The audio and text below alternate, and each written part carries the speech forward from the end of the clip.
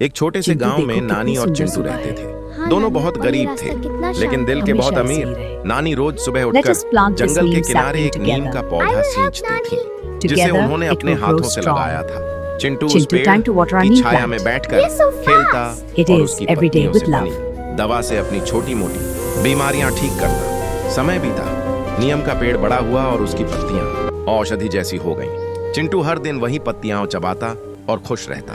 लेकिन एक दिन गांव में एक ईर्ष्यालु चुड़ैल आ गया। उसने नानी चिंटू की खुशी देखी तो जल गई। रात के अंधेरे में उसने नीम के पेड़ पर विषैला मंत्र फूंक दिया।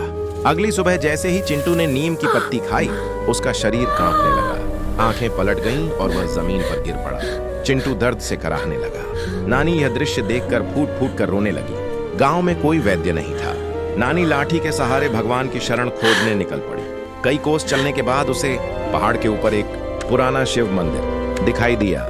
नानी मंदिर के फर्श पर बैठ गई और आंसुओं के साथ बोली, हे भोलेनाथ, मेरे बच्चे को बचा लो। नानी लगातार ओम नमः शिवाय का जाप कर ओम नमः शिवाय। नानी की सच्ची भक्ति और करुण पुकार से अचानक मंदिर में प्रकाश फैल गया। भगवान शिव स्वयं प्रकट हुए।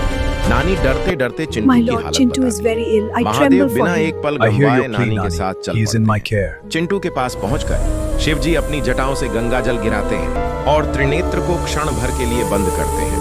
तो चमत्कार हो जाता है। चिंटू की सांसें सामान्य हो जाती हैं। Chintu, वह उठकर awake! कहता है। I'm नानी Chintu, खुशी से my चिंटू को grandson, सीने से alive लगा and लेती well. है। Go आंखों forth में in आंसू joy. थे, लेकिन वो खुशी Oh के my थे। Chintu. भगवान शिव Nani, मुस्कुराते these हैं are और tears of joy. अंतर्ध्यान हो I जाते love हैं। you, Nani. लेकिन अफसोस, इतनी बड़ी लीला देखने के बाद भी किसी ने भगवान शिव के लिए एक लाइक या सब्सक्राइब नहीं किया।